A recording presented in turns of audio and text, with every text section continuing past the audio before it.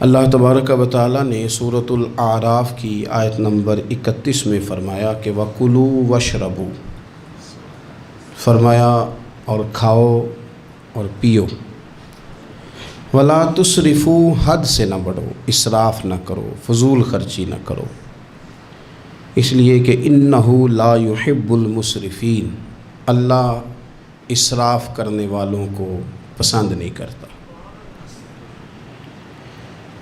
بنو عامر ایک قبیلہ تھا، حج کے لیے آیا کرتا تھا۔ دور جاہلیت میں بھی لوگ حج کرتے تھے، اگرچہ اپنی طریقوں پر کرتے تھے۔ تو قبیلے کے لوگ حج کے لیے آتے تو وہ بہت کم کھانا کھاتے، جب حج پہ آتے بہت تھوڑا، گوشت اور چکنائی تو بالکل استعمال ہی نہیں کرتے تھے۔ نبی پاک صلی اللہ تعالیٰ علیہ وسلم کے بعد صحابہ نے عرض کی، یا رسول اللہ صلی اللہ تعالیٰ علیہ وسلم، حضور ہمارا زیادہ حق نہیں بنتا کہ ہم بھی کچھ چیزوں سے پرہیز کریں؟ اب آپ اندازہ فرمائیں کہ کچھ لوگ ایسے ہیں کہ جو روز شام کو گوشت کے ساتھ کچھ کھاتے ہیں، گوشت کھائیں گے یا گوشت ملا کچھ کھائیں گے تو ان کو پورے حج کے سارے دن ہی منع کر دیا جائے، اور چکنائی اور گھی استعمال نہیں کرنا، تو کون شخص ہے جو اس کے بغیر رہ پائے گا؟ تو صحابہ نے عرض کیا کہ یا رسول اللہ صلی اللہ تعالی علیہ وسلم، ہم بھی یہ کام نہ کریں، ہمارا زیادہ حق نہیں؟ تو اللہ تعالیٰ نے آیت نازل کر دی، فرمایا نہیں، کلوا واشربوا، کھاؤ بھی اور پیو بھی، بس ولا تسرفوا، حد سے نہ بڑھنا، اسراف نہ کرنا، فضول خرچی نہ کرنا، جو بھی کھاؤ پیو حد میں رہ کے۔ کھانے پینے سے اسلام منع نہیں کرتا، لیکن ولا تسرفوا، حد سے تجاوز۔ کیا معنی ہے اس کا؟ ایک معنی تو یہ ہے کہ جب تم کھاؤ تو تم حدود میں رہ کے کھاؤ گے، حلال حرام کی تمیز رکھ کے کھاؤ گے۔ تم مسلمان ہو، تمہارے اوپر کچھ ضروریات ہیں، ایسا نہیں ہو سکتا کہ جو تمہارے سامنے آیا تم کھا جاؤ۔ جو تمہارا ہے تم صرف وہی کھاؤ گے، جو تمہارا نہیں ہے تم اس کے قریب نہیں جاؤ۔ دوسرا معنی یہ ہے ولا تسرفوا کا، ہمارے مفسرین نے بیان فرمایا کہ کھانے کے بعد نہیں کھانا، بغیر بھوک کے نہیں کھانا، کثرت سے نہیں کھانا، ہر وقت کھاتے رہنا، ہر وقت کھاتے رہنا، کھانے کو اپنے ذہن پہ سوار کر لینا، رات کو فیصلہ کرنا کہ ناشتے میں یہ کھاؤں گا، اور ناشتہ کرتے ہی دوپہر کے لیے کھانا منگا لینا، پلان کر لینا کہ یہ سبزی منگا لو، اور دوپہر کی ابھی ٹیبل پوری سجی ہوئی ہے اور دانتوں کے اندر وہ شخص صفائی کر رہا ہے اور ساتھ آرڈر دے رہا ہے کہ شام کو میرے لیے فلاں چیز۔ تو کوئی کھانے پینے تو نہیں نہ آیا مسلمان دنیا میں، کھانے پینے تو نہیں آیا، اور اتنا کھانا کہ اس کو سوار کر لینا۔ امام غزالی رحمۃ اللہ علیہ نے احیاء علوم کے اندر لکھا ہے کہ زیادہ کھانے سے مسائل پیدا ہوتے ہیں، شہوت زیادہ بڑھتی ہے، زیادہ کھانے سے غلط خیالات زیادہ آتے ہیں۔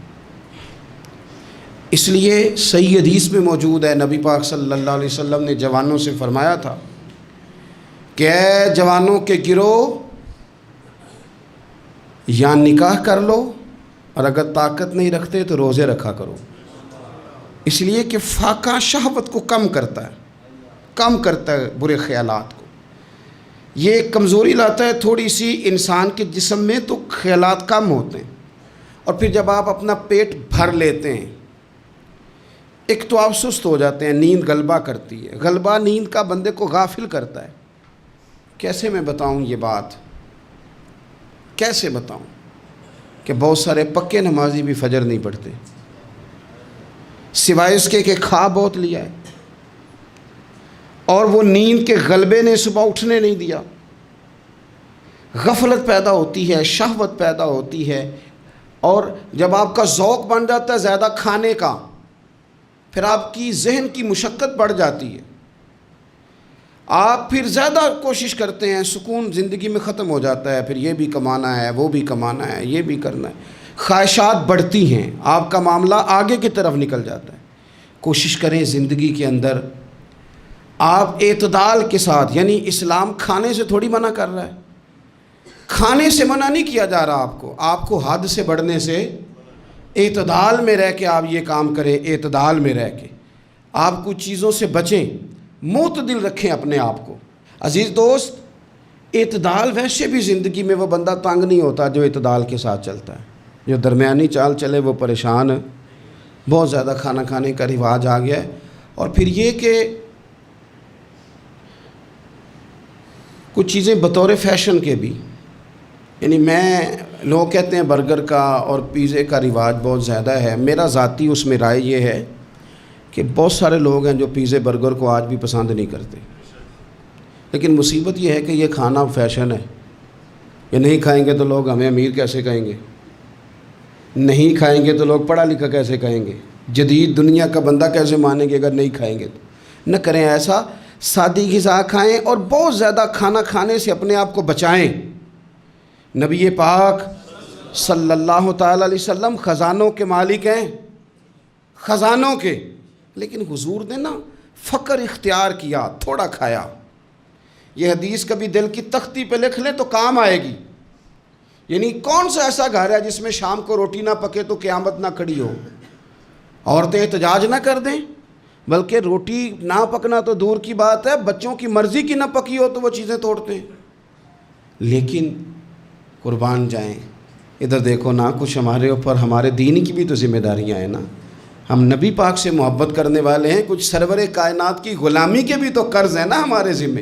میرے نبی پاک صلی اللہ علیہ وسلم کی پیاری زوجہ ام المومنین عائشہ صدیقہ رضی اللہ تعالیٰ عنہ فرماتی ہیں، مدینہ شریف آنے سے لے کر حضور کے وصال ظاہری تک کبھی ایسا نہیں ہوا کہ ہم نے 3 دن تک مسلسل پیٹ بھر کے گندم کی روٹی کھائی ہو. 10 سالوں میں کبھی ایسا. یہ بھی تو دین ہے نا، یہ بھی تو بھائی دین ہے کہ صرف نعرے لگانا ہی دین ہے، کہ صرف یہ کہنا ہی دین ہے کہ جناب میٹھا کھا لو کھانے کے درمیان سنت ہے، مسواک کر لو سنت ہے. یہ بھی تو سنت ہے کہ مسلسل 3 دن تک حضور نے پیٹ بھر کے کھانا نہیں کھایا. کوئی مجبور ہے اس کے لیے؟ حضور مجبور ہے نبی پاک صلی اللہ علیہ وسلم اس کے لیے؟ یہ حضور کی چاہت ہے. تھوڑا کھانا کھایا جائے، کم پہ گزارا کیا جائے اور سادہ غذا کو استعمال کیا جائے. کوئی کام نہیں کر پاتے ہمارے بچے، روٹی کھاتے ہیں مرضی کی، ثقیل غذا کھاتے ہیں جو ہضم مشکل سے ہوتے، اور پھر کھاتے ہی فوراً موبائل لے کے وہ لیٹ جاتے ہیں. تو وجود کے اندر وہ صلاحیت ہی نہیں ہے کہ آگے بڑھ کے کوئی کام کر سکے. میرے نبی پاک علیہ السلام نے فرمایا کہ ہر چیز کی زکوٰۃ ہوتی ہے. ابن ماجہ میں یہ حدیث آپ کو ملے گی. ہر چیز کی زکوٰۃ ہوتی ہے. زکوٰۃ کا معنی پاک کرنے والی چیز. جب آپ زکوٰۃ دیتے ہیں تو زکوٰۃ آپ کے مال کو پاک کر دیتی ہے. فرمایا ہر چیز کی کوئی زکوٰۃ ہوتی ہے، اور فرمایا یہ جو تمہارا جسم ہے نا، اس کی زکوٰۃ روزہ ہے. روزہ اس کی زکوٰۃ ہے. گویا جب تم روزہ رکھتے ہو تو حدیث ہمیں بتاتی ہے کہ پھر ہم اپنے آپ کو پاک کر لیتے ہیں. یہ بھوک وجود کو پاک کرتی ہے. آپ کے ذہن کو، یہ جس بندے میں بڑی صلاحیت ہے نا کام کرنے کی، وہ روٹی بہت زیادہ کھاتا ہے تو پردہ پڑ جاتا ہے، کر ہی نہیں پاتے کچھ. اور کھانے کے معاملے میں میں دیکھتا ہوں کہ شدت. میرا خیال ہے کہ شادی کے ولیمے میں جو گوشت پکتا ہے اس کے علاوہ بھی تو گوشت ہمیں ملتا ہی ہے نا. لیکن بعض لوگوں کو دیکھا جاتا ہے کہ وہ اتنا سالن ڈال لیتے ہیں کہ شاید ان کا خیال ہوتا ہے کہ آخری روٹی ہے، راج کے کھا لیں، اس کے بعد شاید چھٹی ہے تیری. بھئی آپ کیا کر رہے ہیں؟ اتنا کھا سکتے ہیں آپ جتنا آپ نے ڈال لیا ہے؟ اور پھر سنجیدہ قسم کے لوگ ہیں، سیانے لوگ، تو وہ کھانے پہ اس طرح مطلب اٹھ کے بھاگنا. بھئی جو چیز نصیب میں ہوتی ہے وہ تو چل کے بھی آ جاتی ہے، وہ تو اسباب اللہ بنا دیتا ہے. لیکن اپنی طبیعت کا ماحول یہ بنا لینا کہ کھانا ہی کھانا ہے، اور کھانے کے معاملے میں شکایتیں کرنا کہ مجھے جناب دیکھو فلاں آدمی کے میں گھر گیا تھا تو بوٹیاں کس طرح کی دے گیا ہے. کئی دفعہ تھوڑی سی نا بات سن کے تو بندے کا قد دیکھ کے شرم آتی ہے کہ کتنا تو بڑا آدمی ہے اور تو نے کتنی چھوٹی بات کر دی ہے، تو کیا عجیب بات کر رہا ہے. تو نبی پاک صلی اللہ تعالیٰ علیہ وسلم اعتدال کے ساتھ کھانا کھاتے، فقر کو پسند کرتے. میرے نبی کریم صلی اللہ تعالیٰ علیہ وسلم نے کم کھانا کھانا مومن کی علامت قرار دیا. حضور صلی اللہ تعالیٰ علیہ وسلم فرماتے ہیں مومن ایک آنت سے کھاتا ہے، ایک آنت سے مومن کھاتا ہے، اور کافر اور منافق 7 آنتوں سے کھاتا ہے.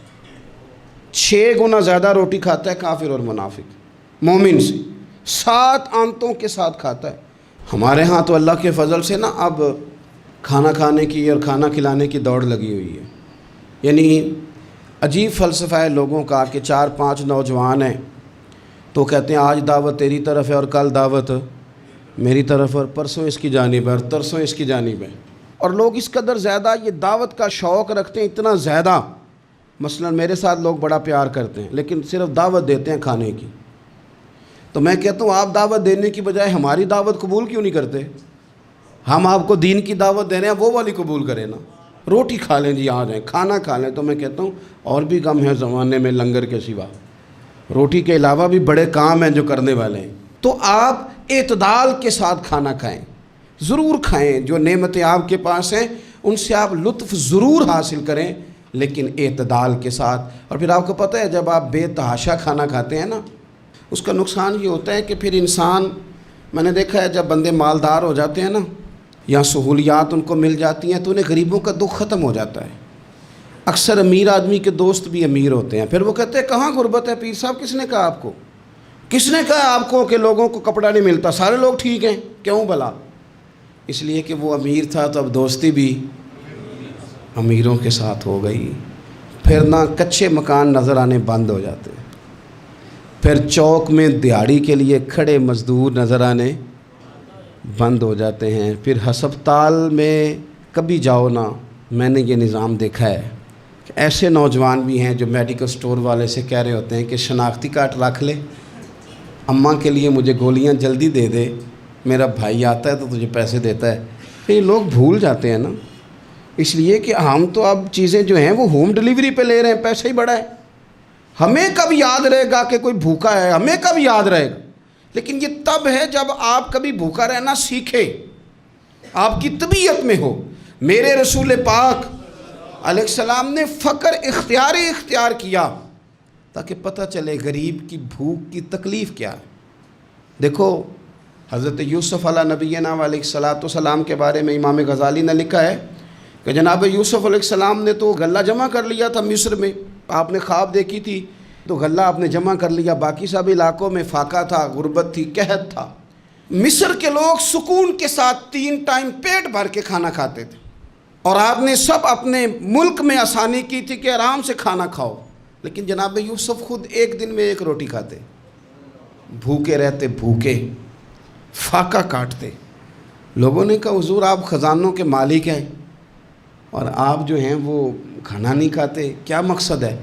تو آپ فرمانے لگے اس لیے نہیں کھاتا، اگر میں نے بھی پیٹ بھر کے کھانا شروع کر دیا تو پھر بھوکے لوگوں کا درد میرے سینے سے نکل جائے گا۔